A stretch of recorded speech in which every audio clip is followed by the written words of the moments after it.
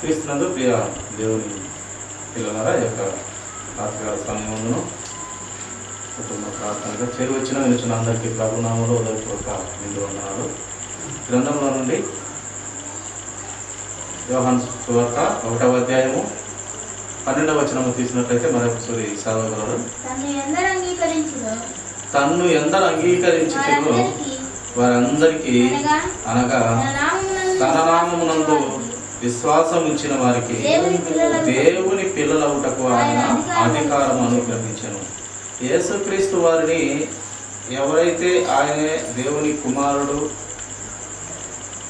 ఆయనే లోక రక్షకుడు, ఆయన ద్వారానే పరలోక రాజ్యము లేక తండ్రి యొద్దకు చేర్చబడతామని గుర్తించి ఆయనను అంగీకరిస్తారో, ఆయన నామములో బాప్తిజం తీసుకుంటామో, అప్పుడు మనకు ఆ యొక్క దేవుడు ఆయన పిల్లలవుటకు ఆ యొక్క అధికారాన్ని మనము పొందుకుంటాం. ఎప్పుడైతే మనము ఆయనను అంగీకరిస్తామో, అంగీకరించిన తర్వాత మనము ఆయన పిల్లల అవుటకు ఆయన అధికారం మనకు ఇస్తూ ఉన్నాడు.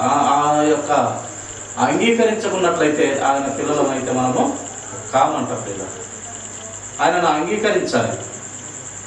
ఆయనను ఎలా నన్ను అంగీకరించమని చెప్తున్నాడంటే, నేను ఉత్తముడా కాదా రుచి చూచి నన్ను తెలుసుకొని పరిశీలించి, యెహోవా ఉత్తముడా కాదా అని పరిశీలించి తెలుసుకొని అంగీకరించు, గుర్తించి అంగీకరించు అని ఆయన వాక్యం తెలియపరుస్తా ఉన్నాడు.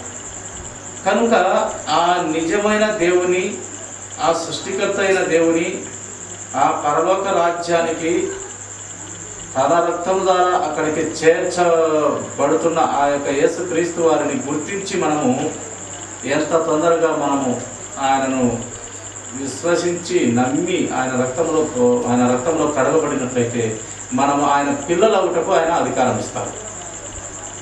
ఆయన రక్తం ద్వారానే ఆ యొక్క అధికారం పొందుకుంటామని తెలియపరుస్తూ ఉన్నది. నిజంగా మా యొక్క కూతురు ఒక వారం కిందట ఈ యొక్క ఇంకొక సంవత్సరము చదువు అయితేనే నేను యేసుక్రీస్తును అంగీకరిస్తానని చెప్పింది. నేనైతే బలవంతం చేయలేదు, కానీ స్వయాన చెప్పింది వారం రోజుల కిందట. చాలా సంతోషం. నిజమైన దేవుణ్ణి గుర్తించినందుకు నేనైతే వాక్యము వివరించి చెప్తా ఉన్నాను కుటుంబంలో, కానీ బలవంతం అయితే పెట్టట్లేదు. ఖచ్చితంగా నువ్వు నమ్మే తీరాలని అయితే బలవంతం పెట్టట్లేదు. వాక్యం అయితే విభజించి చెప్తూ ఉన్నాను. దేవుని ప్రేమను, ఆయన సంకల్పమును, ఆయన మహా గొప్ప సంకల్పం కలిగిన దేవుడు, ఆయన ఏమై ఉన్న దేవుడని రోజు కొన్ని మాటల ద్వారా వివరించి చెప్పడం జరుగుతుంది. కానీ బలవంతంగా అయితే మన సొంత కుటుంబంలో పిల్లలైనా కూడా బలవంతం లేకుండా వాక్యం చెప్తున్నాము. ఇంచుమించుగా సంవత్సరంన్నర నుంచి చెప్తున్నాము. వారం కిందట ఒక మంచి మార్పు వచ్చినందుకు నిజంగా సంతోషపడి, ఆ సృష్టికర్త అయిన దేవునిలో ఒక ఆలోచన, ఆయనను నమ్మాలి, ఆయనను విశ్వసించాలి, బాప్తిజం తీసుకోవాలి, రక్షణ పొందుకోవాలనే ఒక గొప్ప ఆలోచన చూసినందుకు చాలా సంతోషం. ఇప్పటి వరకు ఆలోచన అయితే వచ్చింది, కానీ ఇంకా ఆయన దేవుని కుమార్తెగా అంగీకరించబడలేదు. ఆయన కుమార్తెగా అంగీకరించబడాలంటే ఆయనను అంగీకరించి మారు మనసు కలిగి, పశ్చాత్తాపం కలిగి, మారు మనసు కలిగి బాప్తిజం తీసుకున్నట్లయితే ఆయన కుమార్తెగా స్వీకరించబడుతుంది. ఆయన రక్తంలో కడగబడుతుంది, ఆయన రక్త పోషణలో ఉంటుంది. మార్పు అయితే, ఆలోచన అయితే వచ్చింది. ఇంకా రక్తంలో ఇంకా కడగబడాలంటే ఆయనను ఒప్పుకొని మళ్ళీ తర్వాత బాప్తిజం తీసుకున్న వెంటనే పరిశుద్ధాత్మ దేవుడు ఆమె హృదయంలో నివసిస్తాడు. ప్రియుల, కనుక తన్ను ఎందరూ అంగీకరిస్తారో నిజమైన దేవుడని ఎన్నో రోజులు వాక్యం విని, ఎన్నోసార్లు ఆలోచన చేసి ఆయన నిజమైన దేవుడని గుర్తించగలుగుతారో, లేక పరిశీలించి నిజమైన దేవుడు ఏనని వారి హృదయంలో వారు గుర్తించగలుగుతారో, గుర్తించగలిగి ఆయనను ఒప్పుకుంటారో, ఆయన నామమందు విశ్వాసం ఉంచుతారో, దేవుని పిల్లలవుటకు ఆయన అధికారము అప్పుడు అనుగ్రహిస్తారు. అప్పుడు నా బిడ్డ, నా కుమార్తె. పుట్టించినందుకు, సృష్టికర్త అయిన దేవుని ఆలోచనకు వచ్చినందుకు దేవుడు కూడా దేవదూతలతో సహా సంతోషిస్తాడంట. కాబట్టి ప్రియులరా, మనము ఊపిరి ఉన్నంతసేపే మనము దేవుణ్ణి విశ్వసించాలి. ఊపిరి పోయిన తర్వాత మనకు వేరే అవకాశము లేదు. ఏమున్నా జీవం ఇచ్చిన బ్రతుకు ఉన్నంతసేపే, జీవం ఉన్నంతసేపే, ప్రాణం ఉన్నంతసేపే. ప్రాణం పోయిన తర్వాత మనము ఇంకేమి చేయలేము. ఇంకా వారు చనిపోయిన వారు ఏమవుతారంట, మౌన స్థితిలోకి వెళ్ళిపోతారు. వారు ఇంకా దేవుని గురించిన జ్ఞానం వారికి తెలియదు. ప్రియులారా, ఏమున్నా మనము జీవములో ప్రాణంతో ఉన్నప్పుడే మనము ఆయనను అంగీకరించగలగాలి. ఆ గొప్ప మనసు ఆ దేవుడే ఇస్తాడు.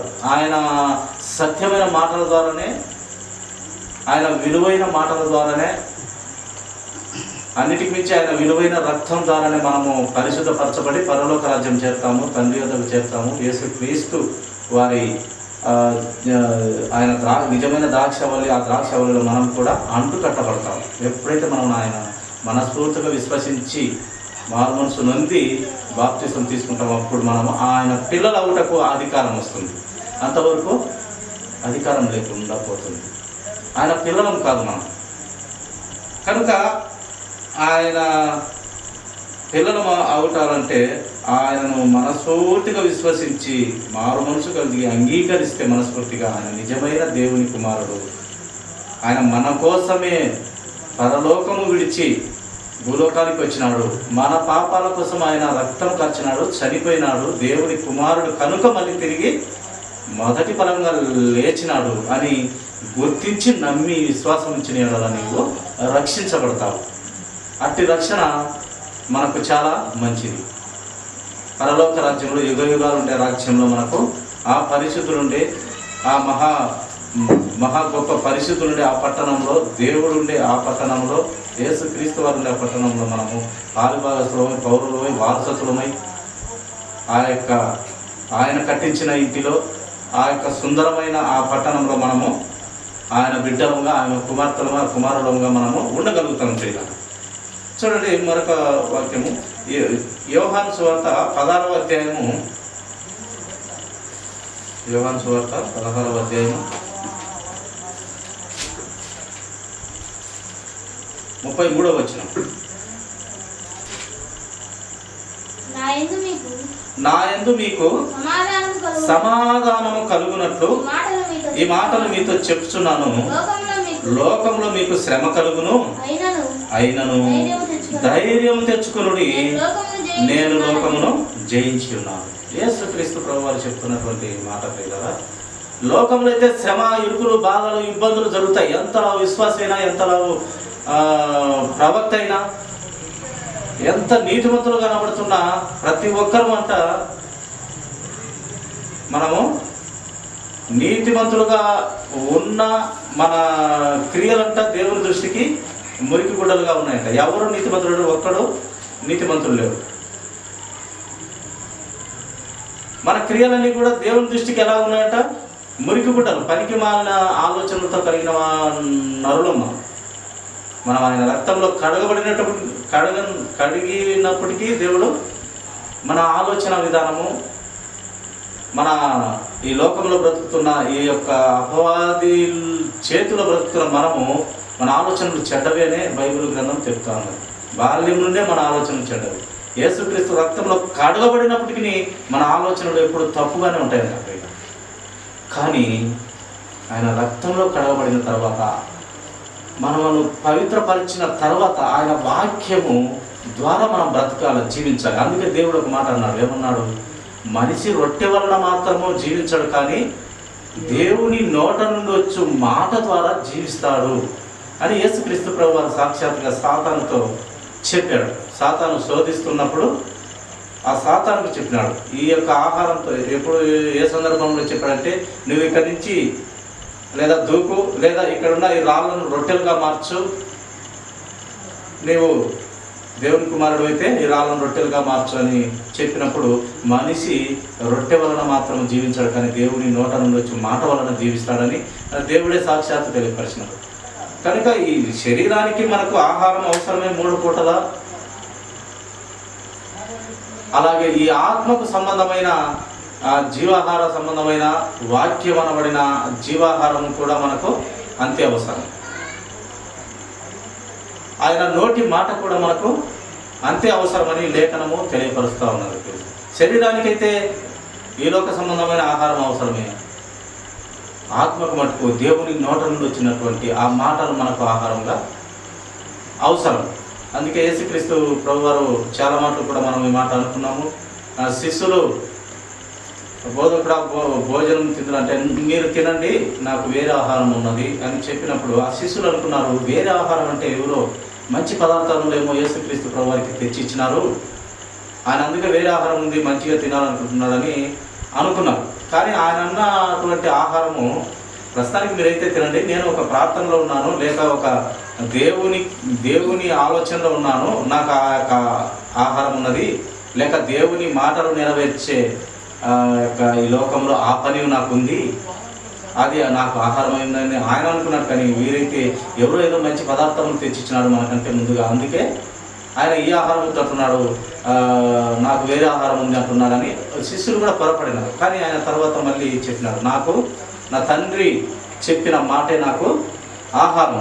ఇక్కడ చెప్పినటువంటి యొక్క మాటలు ఆ పలుకులే నాకు ఆహారమై ఉన్నదని చెప్పినప్పుడు వారు ఆత్మీయంగా ఆ యొక్క గొప్ప జ్ఞానం పొందుకుంటారు. అప్పుడు కనుక మన శరీరానికైతే ఈ లోక సంబంధమైన ఆహారం అవసరమే, కానీ ఆత్మకు మటుకు ఆత్మ సంబంధమైన దేవుని నోట నుండి వచ్చినటువంటి మాటలు మనకు ఆహారమై ఉన్నది. అందుకే ఆయనను భుజించేవారు, ఆయనను తినువారు నిత్య జీవం గలవారు, నేనే జీవాహారము అని చెప్పినాడు. కనుక చూడండి ఆ మాట చూసుకున్నాము. యోహాను సువార్త 6:35 చూడమ్మా.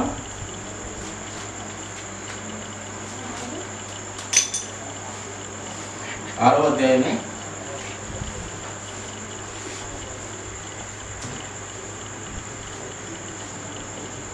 35వ వచనము చదవమ్మా.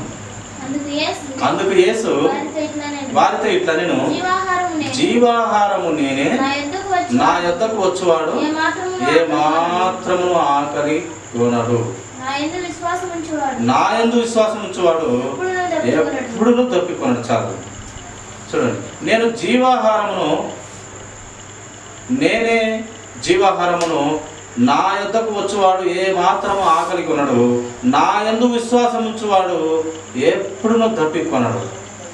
అందుకే పరలోక రాజ్యంలో జీవ ఫలాలు మీకు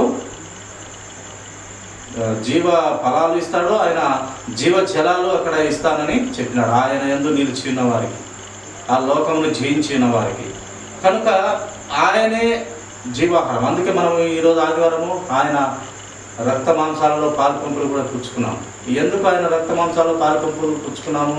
మనము ఈ రోజు నుండి మళ్ళీ ఆదివారం వరకు మనము ఆ పరిశుద్ధుడైన రక్త మాంసాలు పుచ్చుకున్నాం, ఆ నిష్కలంకమైన రక్తము తాగినాము, ఆ యొక్క పవిత్రత పరిశుద్ధత కలిగిన మాంసము మనము, ఆ రొట్టె అయినటువంటి మాంసము మనము తిన్నాము.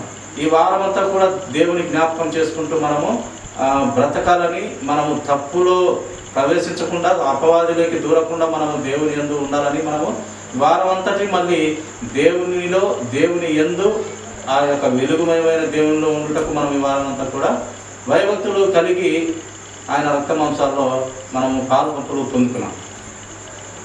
ఆ పొందుకున్న తర్వాత మనము భయభక్తులు కలిగిన జీవితము ఈ లోకములో బ్రతకాల్సిన పరిస్థితిలో మనం ఉండాలి. అది తీసుకున్న తర్వాత ఆ యొక్క పవిత్రమైంది, లేక ఆ యొక్క నిష్కలంకమైన రక్తము తాగినాము, ఆ పవిత్రమైన ఆ యొక్క మాంసం తిన్నాము, రొట్టె తిన్నాము, ద్రాక్ష రసం తాగినాము. మనము మళ్ళీ వారమంతా కూడా వీలైనంత వరకు మనము దేవుని యందు భయభక్తులు కలిగి నోటి మాట ద్వారా కానీ, చూపు ద్వారా కానీ, ప్రవర్తన ద్వారా కానీ వారమంతా జాగ్రత్తగా బ్రతకాలని మనము తీసుకున్నాము. అపవాదికి చోటు వేయకుండా బ్రతకాలని, దేవుని యందు ఆ వెలుగు సంబంధమైన దేవునిలో మనం కూడా అంటుకట్టబడి ఉండేలాగున ఆయన యందు నిలిచి ఉండటకు మనము పుచ్చుకుంటున్నాం. అది ఏదైనా పొరపాటు చేసినప్పుడు ఆ పరిశుద్ధాత్మ దేవుడు ఆ యొక్క బాప్తిసం పొందుకున్న వెంటనే పరిశుద్ధాత్మ వరం మనం పొందుకుంటాం కదా, ఆ వరం పొందుకున్న ఆ పరిశుద్ధాత్మ దేవుడు మనల్ని గద్దిస్తాడు పొరపాటు చేసినప్పుడు. అదే మనకు ఆత్మసాక్షి లేదా నీకు మనస్సాక్షి ఉందా లేదా అని చెప్తుంటాం కదా, ఆ మనస్సాక్షి ఆ ఆత్మ మనకు గద్దిస్తుంది పరిశుద్ధాత్మ దేవుడు చేస్తున్నాడు దేవుడు. కనుక ఈ లయమైపోయే ఈ లోకాన్ని ప్రేమించకూడదు. ఈ ఆస్తిని ప్రేమించకూడదు. ఎవడైతే ధనము నమ్ముకుంటాడో, ఏమని వ్రాయబడింది సామెతల గ్రంథంలో, ధనము నమ్ముకున్నవాడు వాడు పాడైపోవునని వ్రాయబడుతూ వచ్చినాడు. ఒకనొక ఈ ధనము ఈ యొక్క భూమి అంతా ఖాళీ శ్వాస అయిపోతుంది, లేక లయం అయిపోతుంది. దాన్ని నమ్ముకుంటే పాడవున్నట్టే కదా లెక్క. దేవుని వాక్యాన్ని నమ్ముకుంటే పాడవదు. కనుక ఈ లోకంలో ఉన్నదాన్ని మనము ప్రేమించకూడదు. చివరికి నీ భార్యలను, నీ చెల్లెళ్ళు, నీ యొక్క అన్నదమ్ములు, నీ కుమారుడు కుమార్తెలనైనా ప్రేమించకూడదు, నాకంటే ఎక్కువగా వారిని ప్రేమించకూడదు. ఎందుకంటే ఒకనొక సమయంలో మీ మధ్య దూరం అవుతుంది. దూరం కాదా? దేవుడు మట్టి నుండి తీయబడిన మనిషిని మళ్ళీ తిరిగి మట్టికే చేరవాలనే మాట ప్రకారం మనము ఒకనొక దినము, ఏదో ఒక సమయము, ఏదో ఒక దినము మనకు దూరం చేయబడతాము. బిడ్డ నుండి తండ్రి దూరం చేయబడతాడు, లేదా భర్త నుండి భార్య దూరం చేయబడుతుంది, భార్య నుండి భర్త దూరం చేయబడతారు. ఇట్లా అన్నీ దూరం చేయబడతాము ఒకనొక దినము. ఇది సత్యం. కనుక అందుకే దేవుడు నాకంటే ఎక్కువగా నువ్వు దేన్ని ప్రేమించడానికి వీలు లేదని చెప్పినాడు. నాకంటే ఎక్కువగా దేన్ని నువ్వు ప్రేమించకూడదు అన్నాడు. ఆయన తర్వాతే మళ్ళీ అందరినీ ప్రేమించాడు. ఎందుకు మాట అన్నాడంటే, ఒకనొక సమయము మీరు ఒకరొకరుగా చనిపోవలసిన వారే, కానీ నాకైతే చనిపోయేవాడను కాదు. నేను జీవం కలిగిన దేవుడును, నేను జీవాధిపతిని. అందుకే నా రక్త మాంసాలు పాల్పొందుతాను. నేను జీవం కలిగిన దేవుణ్ణి. కనుక నన్ను నమ్మితే మీకు నష్టం ఉండదు, ఎవరిని నమ్మినా మీకు నష్టం అవుతుంది. ఒకనొక దినం ఈ యొక్క ప్రపంచమంతా నాశనం అయిపోతుంది అని దేవుని వాక్యము తెలియపరుస్తున్నది. కనుక దేవుడు ఆ యొక్క మాటలు చెప్తూ ఉన్నాడు పిల్లలు. అలాగే 16వ వచనం కూడా చదవమ్మా. లోకంలో ఉన్నదంతయు అనగా శరీరాశయు, నేత్రాశయు, జీవపుడము. ఈ లోకంలో ఉన్నదంతా ఏందంట? శరీరాశ ఒకటి ఉందంట, ఈ నేత్రానికి సంబంధించిన ఆశ ఒకటి ఉంది, జీవపుడంబపు వట్టి పనికి మాలిన మాటలు. ఇవి తండ్రి వలన పుట్టినవి కావు, అవి లోక సంబంధమైనటువంటి ఇవన్నీ. అందుకే లోకాన్ని ప్రేమించకుండా ఉండి నువ్వు లోకాన్ని జయించాలని దేవుని వాక్యం తెలియజేస్తాను. నేను లోకాన్ని జయించిన ప్రకారము మీరు కూడా లోకాన్ని జయించువారిగా ఉండాలి. లోకాన్ని ఎప్పుడైతే నీవు జయిస్తావో పరలోక రాజ్యంలో నా సింహాసనంలో నీకు అవకాశం ఇస్తాను. నీవు నా సింహాసనమే నీకు ఇస్తానని దేవుడు చెప్పినాడు. ఎవరికి ఆ సింహాసనం ఇస్తాడంట? లోకాన్ని జయించిన వానికి, లోకాన్ని జయించిన ఆమెకి. లోకాన్ని జయించాలంటే లోకంలో ఉన్న పాపము, ధనము, ఐశ్వర్యము, ఈ లోక సంబంధమైన ప్రతి ఆశ, నేత్రాశ, వ్యభిచారము, ఈ ఈ లోక సంబంధమైనటువంటి ఆశలు చాలా ఉన్నాయి. డబ్బు, ధనము, బంగారము, వెండి, ఇది చాలా ఆశ మనిషికి. రేపు చచ్చిపోతామని కూడా వీటి మీద మక్కువ చేస్తాయి. అందుకే దేవుడు చాలా గట్టిగా కఠినంగా ఈ యొక్క లోకం గురించి వ్రాయించినాడు దేవుడు. అందుకే లోకంలో నేను జయించినాను, నేను జయించిన జయించండి అని చెప్తున్నాను. ఆయన లోకాన్ని జయించినాడు. లోకం ఆయన ఏ తప్పు చేయనప్పటికీ వారు ఈ యొక్క నేత్రాశ ద్వారా ఏమైనా తప్పు చేశాడా? నేత్రంతో, లేక ఈ లోక సంబంధమైన మాటల చేత ఆయన ఏమైనా తప్పు చేశాడా? అలాగే ఆయన ఆ శరీరంతో ఏదైనా తప్పు చేశాడా? ఏది చేయలేదు. కానీ శ్రమ పడినాడు. ఆ శ్రమ ఎవరి కోసము? నీ నా పాపముల కోసము. ఆ పాపాన్ని తీసివేసి ఆయన రక్తం ద్వారా పరిశుద్ధపరచుట కోసము ఆయన శ్రమ పడినాడు. ఆ శ్రమ చెప్పబడిన శిలువ సువార్త వ్యర్థము కాకుండా ఉండుటకు మనము దేవుని వాక్యము తెలియని పిల్లలకు తెలియపరిచి దేవుని వైపుకు ఆలోచన మళ్లించుటకు మనము దేవుని వాక్యాన్ని ప్రకటించాలి. ఆ బాధ్యత, ఆ భారము దేవుని పిల్లల మీద పెట్టాడు. ఆయన రక్తంలో కడగబడిన పిల్లల మీద పెట్టాడు. కడగబడని పిల్లల కోసము, ఆయన రక్తం ప్రోక్షింపబడిన పిల్లల కోసము ఆయన శిలువలో కార్చిన ఆ యొక్క రక్తపు శిలువ సువార్త వ్యర్థం కాకుండా, ఆయన పడిన పాటలు వ్యర్థం కాకుండా, ఆయన మన కోసం పడిన పాటలు వ్యర్థం కాకుండా, ఆ రక్తము తెలియని యేసుక్రీస్తు ప్రభువారు తెలియని పిల్లలకు తెలియపరిచి ఆ రక్తంలో శుద్ధి చేయుటకు, ఆ రక్తం ప్రోక్షించి వారి పవిత్రత పరచుటకు దేవుడు గొప్ప ప్రణాళికలో భాగంగా కల్వరి శిలువలో చనిపోయినాడు ప్రియుల. కనుక ఈ లోకంలో ఉన్నదంతయు నేత్రాశ, జీవబ్రహ్మము, శరీరాశ, కానీ అవి తండ్రి వలనైతే పుట్టినటివి కాదు, కానీ అవి ఈ లోకంలో పుట్టినటివి, సాతాను ద్వారా కలిగినటివి. కనుక వాటికి మనము దూరంగానే ఉండాలి. లోకముని జయించాలంటే వీటిని మనము అసహించుకోవాలి. యోబు గారిలాగా చెడుతనను విసర్జించుకున్నట్టుగా బ్రతకాలి.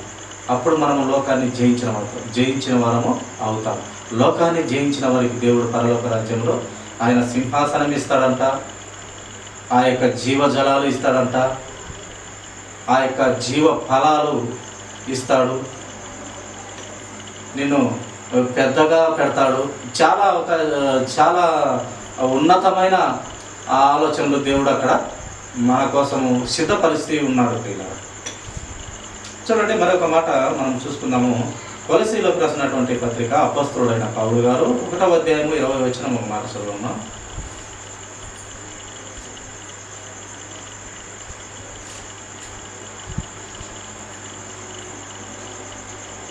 ఆయన శిలువ రక్తం చేత సంధి చేసి ఆయన ద్వారా సమస్తమును, అవి భూలోకమందునైనను పరలోకమందైనను, వాటన్నిటినీ ఆయన ద్వారా తనతో సమాధాన పరుచుకొనవలనని తండ్రి అభిష్టమాయను. చూడండి, ఆ యొక్క పరలోకపు తండ్రి ఏ విధంగా ఆయన ఒక ప్రణాళిక తయారు చేసినాడు. యేసుక్రీస్తు వారి రక్తము చేత మనము సంధి చేసినాడు. నరులను, మనుషులను యేసుక్రీస్తు వారి రక్తము ద్వారా ఒక సంధి చేసినాడు. ఒక గొప్ప కార్యం చేసినాడు తండ్రి అయిన దేవుడు. ఆ రక్తము ద్వారా సమస్తమును, యేసుక్రీస్తు ద్వారా, ఆ రక్తము ద్వారా, ఆయన ద్వారా సమస్తమును, అవి భూలోకమందైనను పరలోకమందైనను, వాటిని అన్నిటినీ ఆయన ద్వారా తనతో సమాధాన పరచుకోవాలని. ఈ పరలోక సంబంధమైన విషయాలు కానీ, భూలోక సంబంధమైన విషయాలు కానీ, యేసుక్రీస్తు ఆయన రక్తం ద్వారా ఈ మనుషులందరినీ, ఆ యేసుక్రీస్తు రక్తం ద్వారా అందరినీ కూడా సమాధాన పరచుకోవాలని తండ్రి అభిష్టమైనది. అందుకే ఈ యేసుక్రీస్తు ప్రభువారు ఆ కల్వరి శిలువలో నలుగ కొట్టబడుట ఆయనకు తండ్రికి ఇష్టమైనది. అది ఇష్టమైతేనే, ఆ నలుగగొట్టబడితేనే ఆ యొక్క చీలలతో, మేకులతో కాళ్ళకు, చేతులు లేక ప్రక్కపు బల్లెపు పొట్టుతో కొరడా దెబ్బలతో ఈపంతా చీల్చబడి దున్నబడితేనే, ఆ రక్తం అంతా కాలుస్తేనే, ఆ కాల్చిన పవిత్ర రక్తం ద్వారానే మనుషులందరినీ కాపాడి పరలోక రాజ్యం చేర్చుకోవాలనుకున్నాడు తండ్రి అయిన మహాప్రేమ కలిగిన దేవుడు. ఇంత ప్రణాళిక ఆయన. ఆ పరిశుద్ధ రక్తము కల్వరి శిలువలో అనేక రకాలుగా రక్తము చీల్చబడి లేదా కుచ్చబడి రక్తము కార్చి, ఆ కార్చిన పరిశుద్ధ రక్తం ద్వారా మనుషులందరినీ కాపాడి, పాపాలు తీసివేసి పరిశుద్ధత ఇచ్చి, ఆ పరిశుద్ధతతో నీవు పరలోక రాజ్యములో చేర్చుకొని, అప్పుడు దేవుడు, పరమందున్న దేవుడు, తండ్రి అయిన దేవుడు అందరితో సమాధానంగా అక్కడ పరిపాలన చేయాలని దేవుని ఇష్టం లేదు. అందుకు యేసుక్రీస్తు ప్రభు వారిలో మనల్ని ఎన్నుకున్నాడు, మనల్ని పుట్టించుకున్నాడు. ఒక భార్య భర్తలు అయినంత మాత్రాన మనము వారి కలయిక వలన మనమైతే పుట్టిన వారం కాదు, దేవుని ప్రణాళికలో ఉన్నవారిని కనుక మనం పుడుతున్నాం. ఎంతోమంది పెళ్ళిళ్ళైన వారు భార్యాభర్తలుగా ఒకటవుతున్నా కూడా ఎంతోమంది పిల్లలు లేని జంటలు వేలల్లో, లక్షల్లో ఉన్నారు. వారు శారీరకంగా ఒకటవుతున్నారు, అయినప్పటికీ పిల్లలు కలగట్లేదు. ఎందుకంటే దేవుడు ఇవ్వాలని, దేవుడు ఇస్తేనే ఆడ దేవుని కార్యము జరిగిన పిల్లలంగా మనము పుడతాం. అంతేకాని మనమేదో భార్యాభర్తలు ఒకటైనంత మాత్రాన, పెళ్ళిళ్ళు జరిగినంత మాత్రాన, వారు కలిసి సంసారం చేసినంత మాత్రాన పిల్లలను అయితే పుట్టట్లేదు. దేవుని ప్రణాళికలో మనం పుడుతున్నాము. ఇది మటుకు దేవుని సత్యమైన మాట. కనుక లేని వారి పరిస్థితి ఏంటంటే దేవుని అడగడమే. శారా అన్నది, నా దేవుడు నా గర్భము తెరచలేదు, నా మీద కోపగించినాడు, నువ్వు దాచితన్నవు ఆమె ద్వారా పిల్లలు కలిగి మనము ఒక సంతానం అవుదామని శారా అన్నది. దేవుడు నా యొక్క గర్భము నిలిపివేసినాడు, నాకు ఆపినాడు అని చెప్పింది శారా. కానీ మళ్ళీ దేవుడు అదే శారాకు గర్భం ఉడిగిపోయిన తర్వాత, లేక సంతానము అంతా ఆగిపోయిన తర్వాత, సంతానం కాదు గర్భం పూర్తిగా నిలిచిపోయిన తర్వాత కూడా దేవుడు మళ్ళీ గర్భం తెచ్చిన దేవుడుగా మనం కనపడతాం. ఆయనకు మొరపెట్టుకుంటే పిల్లలు లేని జంటలకు, పిల్లలు లేని దంపతులకు దేవుడు ఇస్తాడు. ఒక హన్నా కూడా మొరపెట్టుకున్నది, పిల్లలు లేరు అని బాధపడుతూ మొరపెట్టుకున్న దాంట్లో యథార్థత, పవిత్రత, లేదా కుమ్మరిచ్చింది దేవునికి. ప్రభువా, నాకు ఒక బిడ్డను, నాకు మగ బిడ్డనేవు, ఆ ఇచ్చిన బిడ్డను నీకే ప్రతిష్ఠిస్తాను ప్రభువా, పాలు మరచిన వెంటనే నీకే ఇస్తానని చెప్పింది. విన్నాడు, ఇచ్చాడు. ఇచ్చిన తర్వాత ఒకగానొక బిడ్డ నాకే ఇచ్చేసిన మళ్ళీ ఆమె పరిస్థితిని మళ్ళీ కూడా దేవుడు ఆమెతో మళ్ళీ పిల్లల్ని ఇచ్చాను. అంత ప్రేమ కలిగిన దేవుడు. నిజంగా దేవుడిని నమ్మి నువ్వు విశ్వసించినట్లయితే దేవుడు పిల్లలను అయితే ఇస్తాడు ప్రియులారా. అయితే నమ్మకంతో దేవుడిని అడగాల, విశ్వాసంతో అడగాలి. అది నీ ప్రయోజనం అడగక దేవుని ప్రయోజనం అడిగినట్లయితే దేవుడు ఖచ్చితంగా ఇస్తాడు. అది దేవుని ప్రణాళిక. చూడండి, చివరిగా ఒక మాట చూసుకొని ముగించుకున్నాము.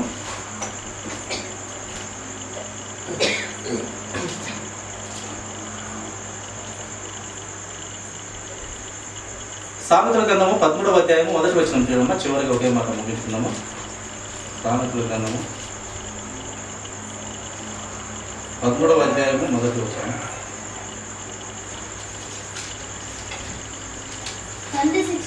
తండ్రి శిక్షించిన కుమారుడు జ్ఞానుడు గద్దింపునకు లోబడడు. చూడండి, ఒక తండ్రి, పరలోక తండ్రి కావచ్చు, లేక ఈ లోక సంబంధమైన తండ్రి కావచ్చు, కుమారుని శిక్షించిన లేక గద్దించిన వాడు బాగుపడతాడు, వాడు జ్ఞానం కలిగిన వాడవుతాడు. మక్కై వంగనిదే మానై వంగున అనే ఒక లోక సామెత ప్రకారము చిన్నప్పుడే వానికి బుద్ధి జ్ఞానము నేర్పితే, ఏ విషయాన్ని చాలా మాటలు మాట్లాడుకుంటున్నాము. చిన్నప్పుడే వానికి బుద్ధి జ్ఞానము, భయభక్తులు, చిన్న పెద్ద గౌరవము, గురువు దైవము, తల్లి తండ్రి గురువు దైవము, ఇలాంటివి వానికి పిల్లప్పటి నుంచే క్రమము నేర్పితే వాడు పెద్ద అయినాక తొట్టిల్లడు వాటి నుండి అని ఒక మాట గ్రంథంలోనే మనం చూస్తాం. కనుక తండ్రి శిక్షిస్తే వాడు ధన్యుడు అంట ప్రియుల. పరలోకపు తండ్రి శిక్షించిన ధన్యుడు, లేక ఈ లోకపు తండ్రి తన కుమార్తెను శిక్షిస్తే లేదా గద్దిస్తే వాడు బాగుపడతాడంట, వాని ఆత్మను రక్షించిన వారు అవుతారంట. గద్దించని నాడు, శిక్షించిన వాడు ఎక్కడికి పోతాడని వ్రాయబడింది గ్రంథంలో అంటే పాతాళానికి పోతాడని. కనుక చిన్ననాటి నుండే పిల్లలను క్రమంలో పెంచే, 2 దెబ్బలు పన్నా పర్వాలేదు, క్రమంలో పెంచే అలవాటు పెద్దలు చేయాలి, తల్లిదండ్రులు చేయాలి. వాక్యంతో నడిపింపగలిగిన ఆ దేవుని మాటలు వారికి వినిపించాలి. మందిరానికి తీసుకెళ్ళాలి. మందిరంలో ప్రతి విధమైన జ్ఞానము సేవకుల ద్వారా దొరుకుతుంది. ఆ దేవుని పనిచేసే వారి మాటల ద్వారా అమూల్యమైన మాటలు వింటారు. ఆ విన్నదాని ప్రకారం ఏదో ఒక సమయము, ఏదో ఒక వారి జీవితంలో అది ఫలిస్తుంది. అది అలా ఉండిపోతుంది మైండ్లో. కనుక తండ్రి శిక్షిస్తే వాడు ధన్యుడని కూడా వ్రాయబడుతూ వచ్చింది గ్రంథంలో. తండ్రి శిక్షింపని కొడుకు వాడు పాడవుతాడంట. కనుక మనమైతే కొన్ని కుటుంబాలలో చూస్తుంటాం, పిల్లల్ని గారాభంగా పెంచుతూ ఉంటారు. చాలా ముద్దుగా పిలిచి వారి జీవితాలను నాశనం చేస్తూ ఉంటారు పిల్లలు. చాలా ముద్దు పేర్లు పెట్టి పిలిచి వాడు తప్పు చేస్తుండగా అబ్బ కన్న అన్న ముద్దు అని పిలుస్తూ ఉంటాడు. తప్పు చేసినా కూడా ఆ తప్పుకు ఒక ఏటు పడితే వాడు ఆ తప్పు ఇంకొక పని చేయడు. కన్న బున్న అని మనం ఇది చేస్తే వాడు ఇంకా దానికి ఇంకా వినడం కూడా వినడు. ఇంకా ఆ మొక్క మానైన తర్వాత ఉరువు వినడు. ఆ మొక్క అప్పుడే 2 పడితే వంగిపోయిన మొక్క చక్కగా కట్టితే ఆ యొక్క దేవుని ఆ ఆలోచనలు చెప్తే వాడు పెద్ద అయినాక అవి తొట్టిలో కూడా వాక్యం చెప్తున్నది కనుక ఆ యొక్క వాక్యంలో నడిపించాలి పిల్లలని దైవ గ్రంథము బైబిల్ మనకు వివరిస్తూ దేవుని ఆలోచన మనకు తెలియపరుస్తున్నది. కనుక మన పిల్లలు పెద్ద అయిన పిల్లలను కూడా మనము పొరపాటు జరిగినప్పుడు గద్దించాలి, హెచ్చరించాలి, బుద్ధి చెప్పాలి, వాక్యముతోనే చెప్పాలి. కనుక ఇటుదైన జ్ఞానము దేవుడు మనకు అందరికీ దేవుడు దయచేయను గాక. దేవుని ఆలోచన ప్రకారం మనం అందరము బతుకును గాక. ఈ కొద్ది మాటలు దేవుడు దీవించను గాక. తల వచ్చినట్టు చిన్న ప్రార్థన.